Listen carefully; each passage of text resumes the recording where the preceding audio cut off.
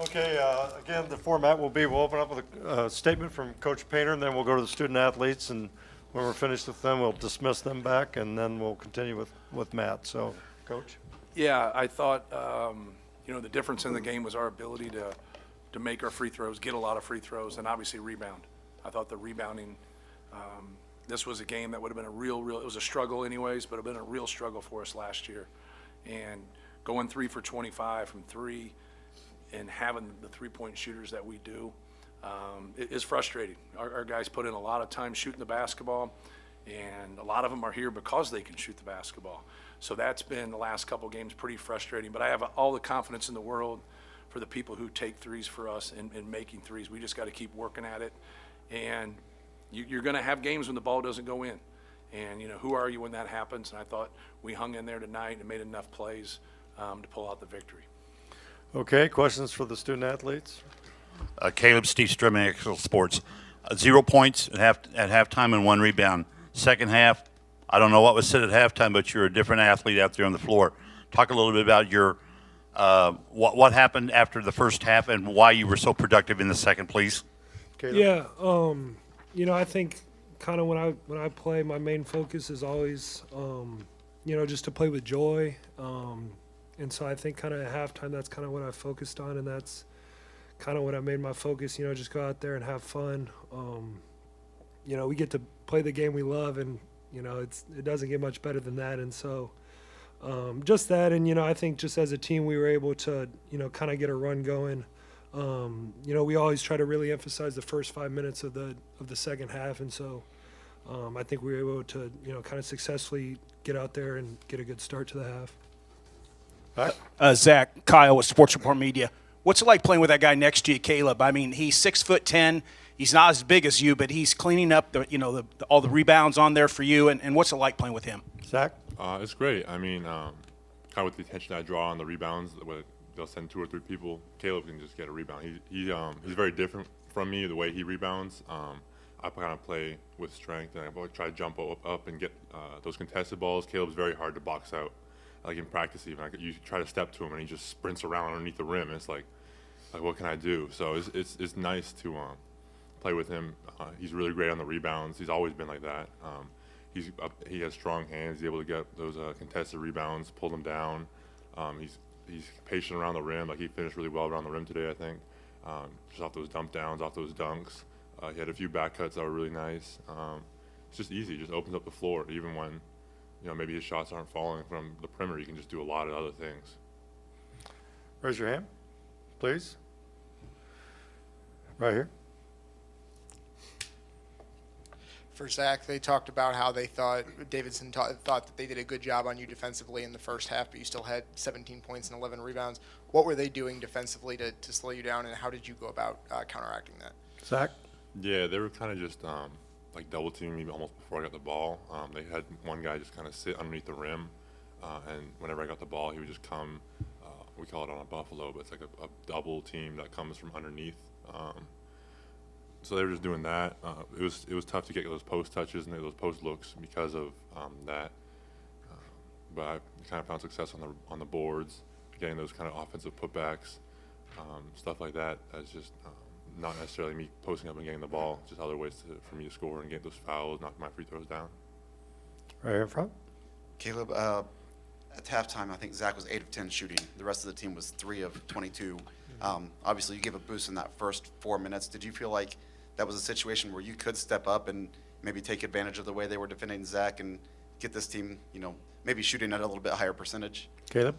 Yeah, I mean, with the way Zach plays and just all the attention he draws, whether it's, for rebounds or, scoring or even passing and all that, he makes it easy to play off of him. And so, every team we play, they're going to give him so much focus. And so, we really emphasize playing through him, throwing it in, playing inside out. And so we were kind of able to do that.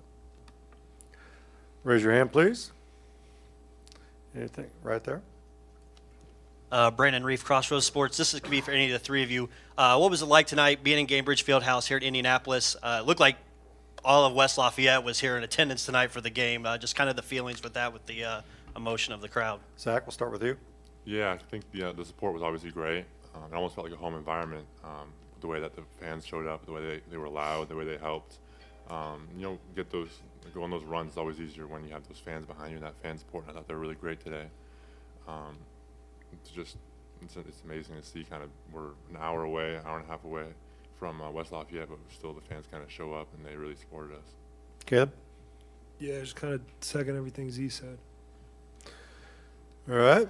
I like that kid. There you go. I love that kid. Anything else for right here? Yeah, for Zach, just when the threes aren't falling, how do you guys not press or not get impatient or whatever it might be?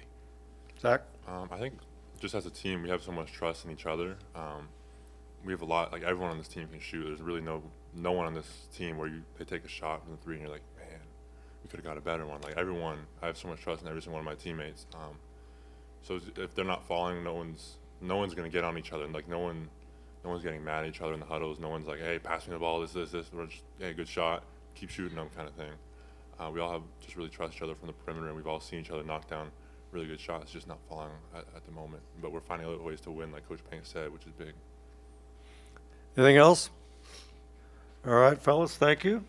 And we'll continue with Coach Painter. And Matt, I'll let you address the question about the environment.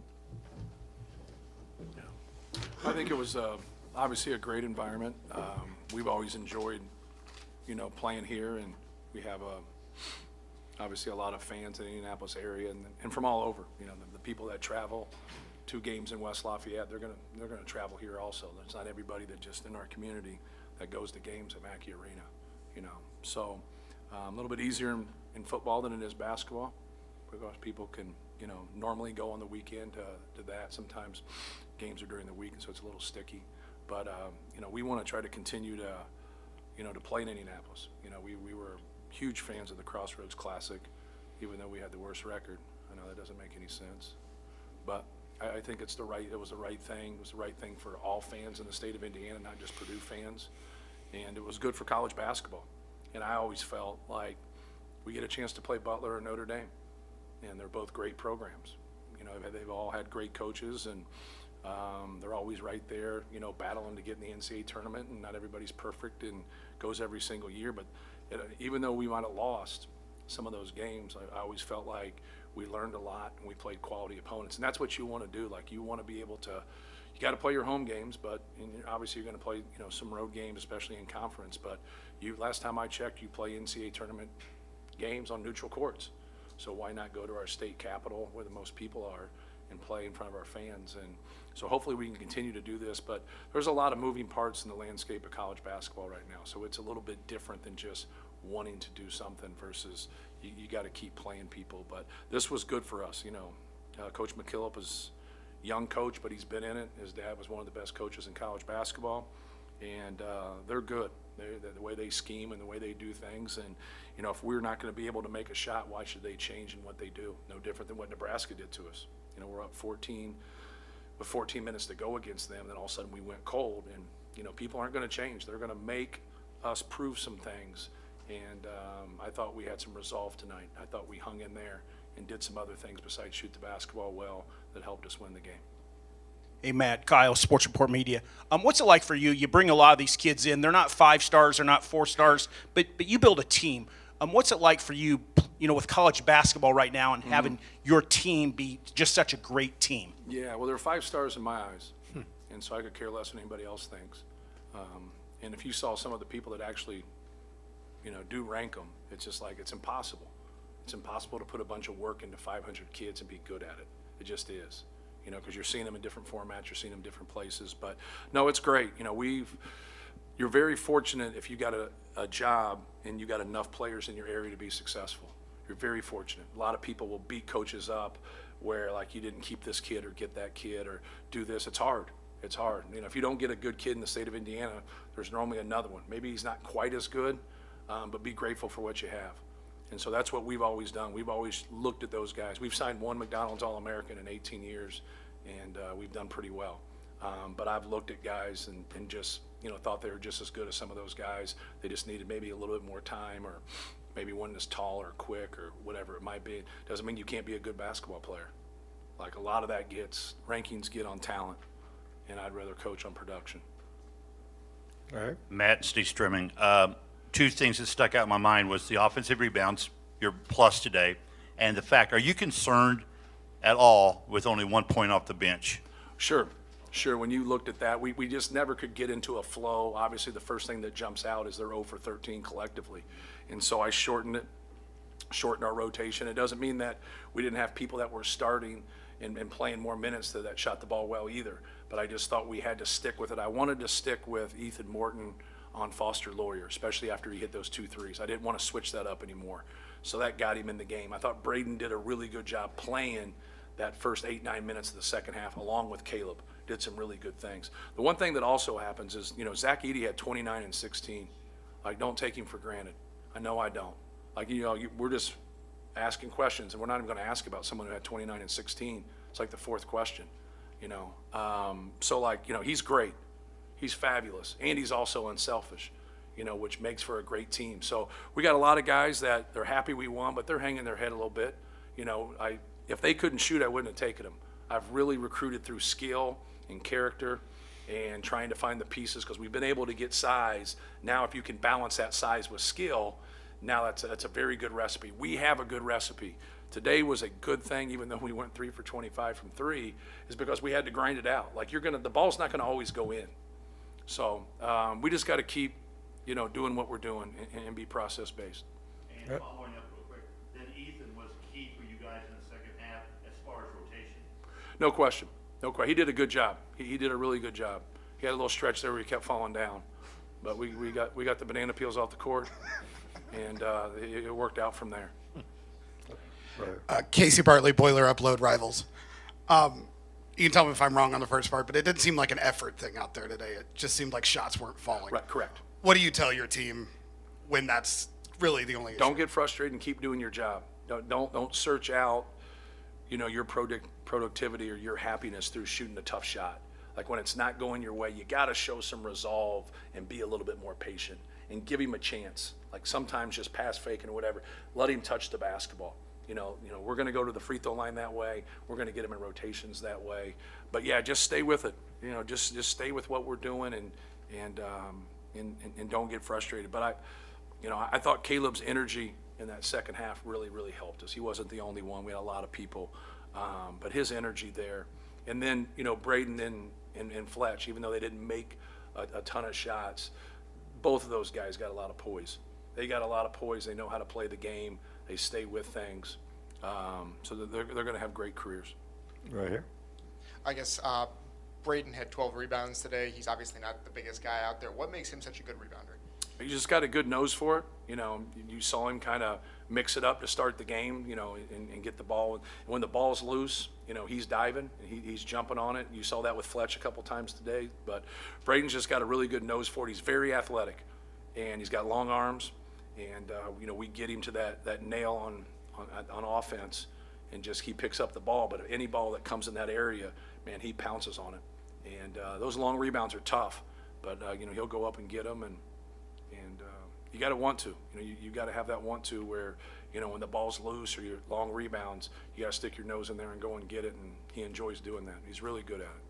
Hey, Matt, question on Indy Classic. I've asked you questions, Crossroads, before. You grew up in Muncie. What's it like for you to see Ball State step up and, be a part of this and just kind of be out there? And obviously you grew up watching them. Yeah, no doubt. I was a Ball State fan, growing up. And so I was in the knothole gang when I was in kindergarten, chasing field goals. So in 75, they didn't have nets, guys. You had to chase the field goal. Then you could take the ball to the concession stand and get something. So that was cool. So you can see I like the concession stand. But no, I always follow Ball State. Obviously, I think they have a great hire, Michael Lewis.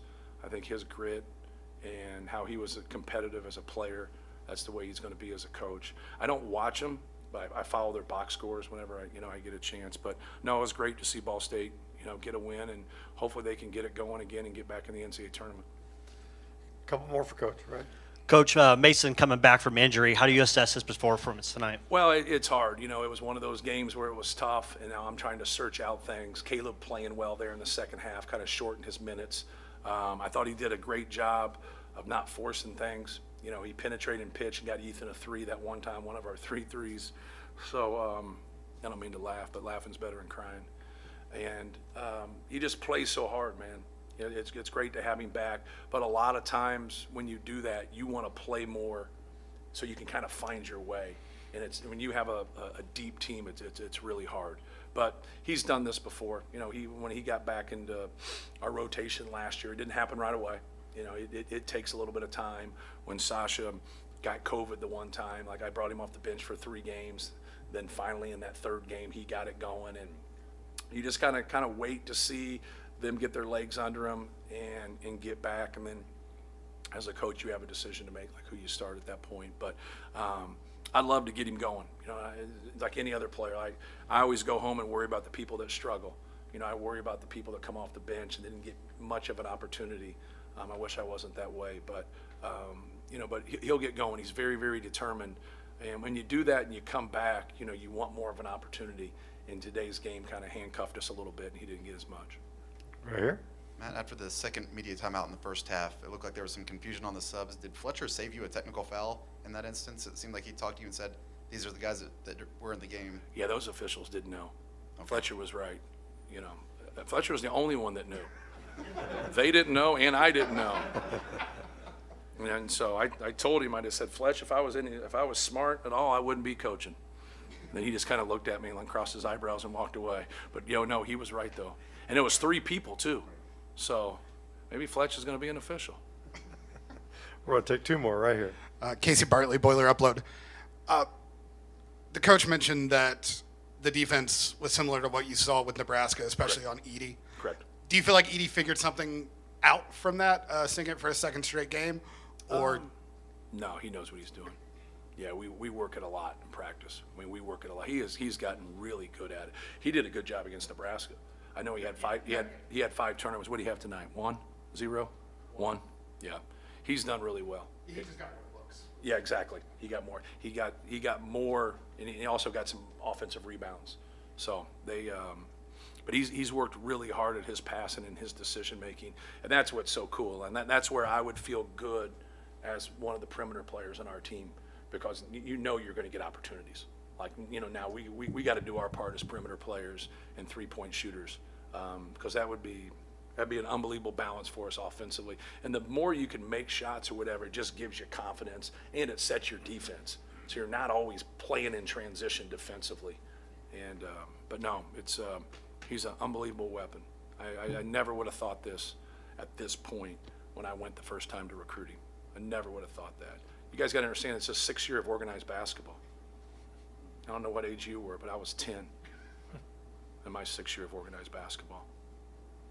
So there was that stretch in the second half where scoring was kind of hard to come by. You guys get the bonus, and I think you go 5 of 6 in the 1-on-1. That's kind of the untold productivity that gives you too, right? Yes, you know, his confidence has also grown because he's making his free throws. I think that's something when you get and you're not making your free throws, you're shooting 55 to 60%, and now you don't want to get fouled, and that's dangerous. You know, you want your best player always wanting to get fouled, and he embraces that. You know, he just puts them in binds, especially when the ball comes from different spots, because they were bringing that low man over. And then when he moves and they're not set, especially the secondary defender coming through the arc, they're stuck. Thanks, Coach. You guys sure you don't have any more questions? Jesus. Yeah, and hey, hold that thought. You know, I was out of basketball by my 6th year in organized basketball. There you go. You're out of it? I was out. They said you can't go to your right, you can't shoot. There you go. Okay. How's Coach? Have you talked to So him? I was with